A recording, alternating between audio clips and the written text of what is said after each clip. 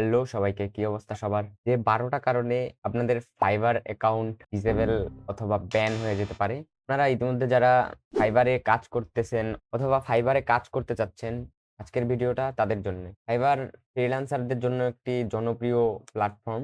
এই প্ল্যাটফর্মটিতে রয়েছে highly competition and competition করতে গিয়ে অনেকেই তাদের গিগ র‍্যাংক করানোর জন্যে ইল্লিগাল কিছু মেথড এপ্লাই করে থাকে। যার জন্যে তাদের ফাইবার অ্যাকাউন্ট গুলা ডিসেবল হয়ে যায় অথবা ব্যান হয়ে যায়। ফাইবার এসব ইল্লিগাল অ্যাক্টিভিটি গুলো আটকানোর জন্য অনেকগুলা নিয়ম তৈরি করছে।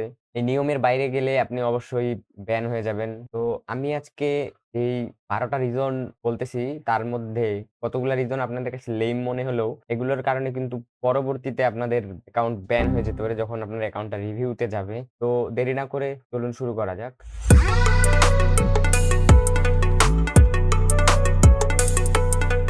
ফাইবারে সেরকম কোনো প্রোফাইল পিকচার পলিসি নাই। প্রোফাইল পিকচার ছাড়াও আপনি ফাইবারে কাজ করতে পারবেন। তবে বায়ারদের বিশ্বাস করানোর জন্য আপনার যে লিগ্যাল ছবিটা আছে সেটাই সুন্দরভাবে প্রোফাইলে দেওয়া উচিত। বায়ারকে অ্যাট্রাক্ট করে এরকম টাইপের কিছু যদি প্রোফাইল পিক দেন আপনি, তাহলে বায়াররা রিপোর্ট মারতে পারে প্রচুর।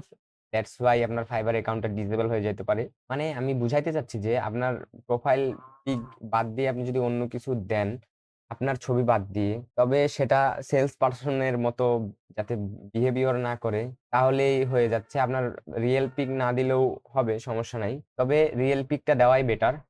এজ এ নিউ ফ্রিল্যান্সার আপনাদের অনেকেরই গিগ ডেসক্রিপশন লিখতে বিরক্তি হতে পারে। তো আপনারা কি করবেন? অন্যের গিগ কপি করে নিজের গিগে পেস্ট করে দিবেন। অবশ্যই এই ভুলটা কখনোই করবেন না। আপনি করতে পারেন অন্যদের গিগ চেক করতে পারেন এবং তাদের গিগ গুলা সম্পর্কে ধারণা নিয়ে আপনারা নতুন একটা গিগ তৈরি করতে পারেন। SEO friendly gig. দেন আপনাদের গিগ ডেসক্রিপশনটা দিতে পারেন। তো এই ভুলটা কখনোই করা যাবে না যে মানুষের গিগ কপি করা। অ্যান্ড আরেকটা কথা, সেটা হলো যে গিগ ডেসক্রিপশনে আপনার পোর্টফোলিও লিংক ব্যবহার করা যাবে না অবশ্যই। এই কারণগুলোর জন্য আপনি আপনার ফাইবার অ্যাকাউন্টকে হারাতেও পারেন।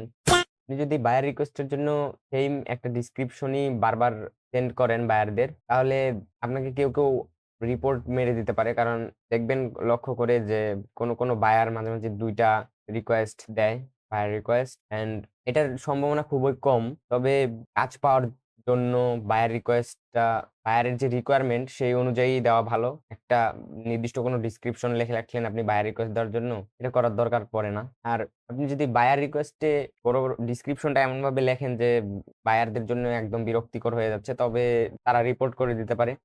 5 স্টার রেটিং দেওয়াটা পুরোটা বায়ারের উপর।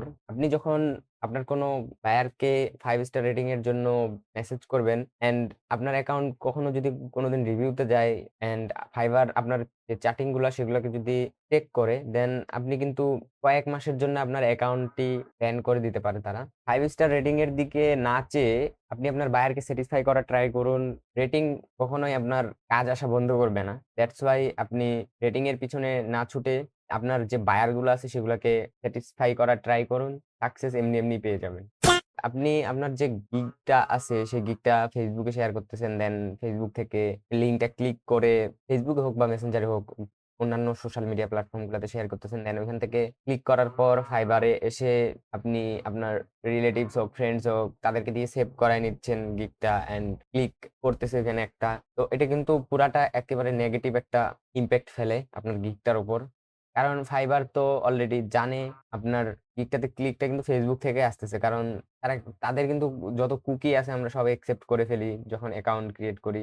আপনার যে ক্লিকগুলার শুধু ক্লিকই থেকে যাচ্ছে। এটার ক্লিকের যে ইমপ্রেশনটা, মানে ক্লিক করার পর আপনাকে বায়ার মেসেজ দিচ্ছে কিনা, আপনি কাজ পাচ্ছেন কিনা, এটা কিন্তু রেশিওটা এটা কিন্তু কমে যাইতেছে। দ্যাটস ওয়াই আপনি যদি ফেক ক্লিক অথবা সেভ করার ট্রাই করেন, তো এটা অবশ্যই করবেন না। এটাতে আপনার পজিটিভ কোনো ইমপ্যাক্ট না পড়ে ওটা নেগেটিভ ইমপ্যাক্টই পড়বে। আপনি যখন ফাইবারের বাদে অন্য জায়গায় অতিরিক্ত ক্লিক নিতেছেন অথবা সেভ করতেছেন, তখন তারা আপনার গিগের ইমপ্রেশনটাকে কমায় দিতেছে।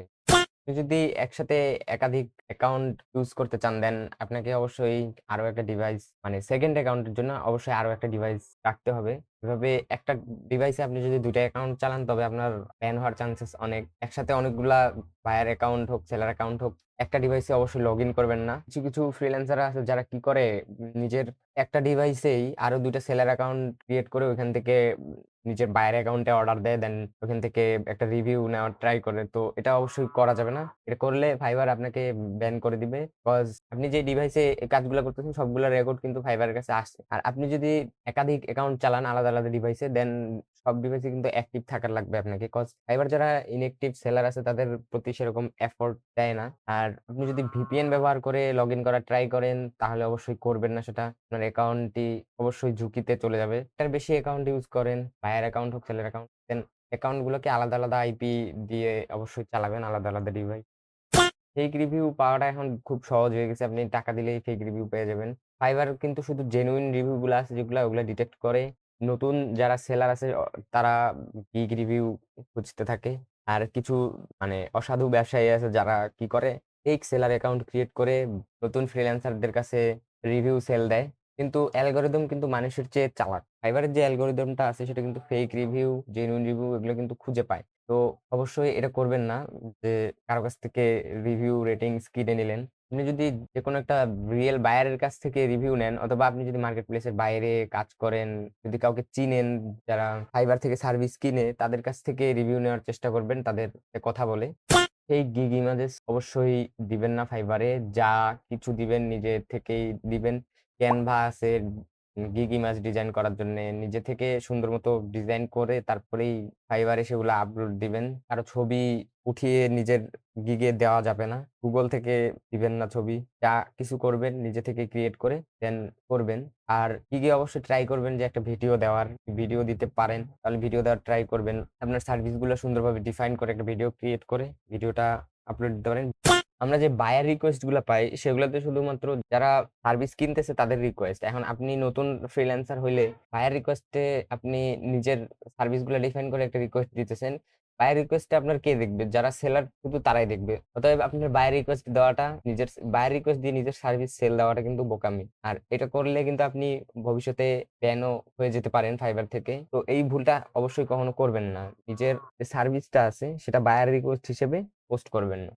সেলারদের সাথে যখন আপনি কথা বলবেন, তখন কিন্তু তাদেরকে অবশ্যই আপনি বিরক্ত করবেন না। ফ্রিকোয়েন্টলি মেসেজ দিতে থাকবেন না। তারপরে উল্টাপাল্টা কথা বলবেন না। যেগুলো Fiverr এর টার্মস এন্ড কন্ডিশন এর বাইরে সেই কথাবার্তাগুলো অবশ্যই বলা যাবে না। যা মেসেজ দিবেন সবকিছু কিন্তু গুছায় দিবেন।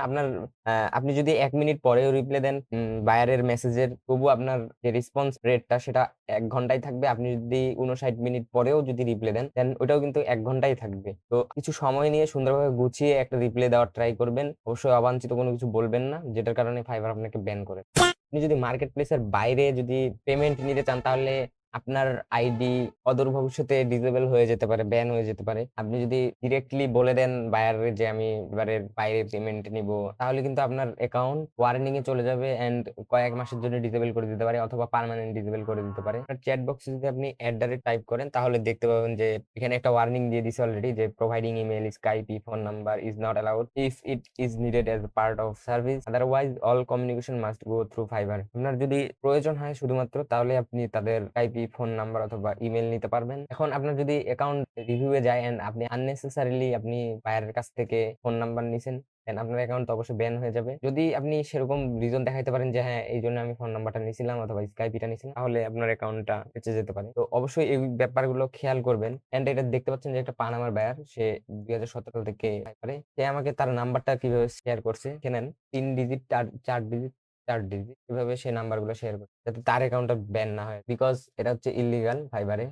লাস্টলি যেটাতে আপনার অ্যাকাউন্টটা ব্যান হয়ে যেতে পারে সেটা হচ্ছে Fiverr এর যে TOS টার্মস অফ সার্ভিস, এটার বাইরে যদি আপনি কোনো কিছু করেন তাহলে আপনার একটা ওয়ার্নিং পাবেন, দেন আপনার অ্যাকাউন্টটা ব্যান অথবা ডিসেবল হয়ে যেতে পারে। তো Fiverr এর যে টার্মস অফ সার্ভিস গুলো আছে সেগুলো আপনি পড়ে নিতে পারেন। সুন্দরভাবে সেখানে ইংরেজিতে দেওয়া আছে, অবশ্যই আপনারা পড়ে নিবেন, দেন কাজ করা শুরু করবেন। তাহলে তাদের টার্মস গুলো কি, কি সেগুলো যদি আপনি পড়ে দেন কাজ করা শুরু করেন তাহলে অবশ্যই আপনি ওয়ার্নিং অন্তত এগুলোতে আসে সেই কাজগুলো অবশ্যই এভয়েড করে চলতে পারবেন।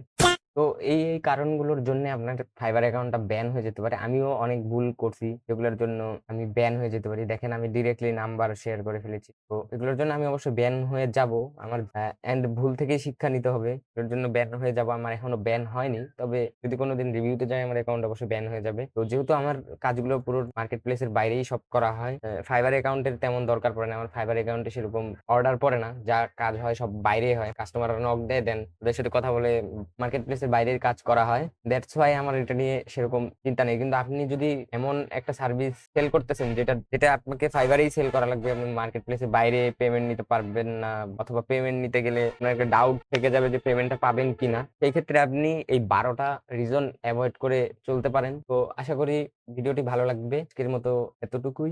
Happy freelancing.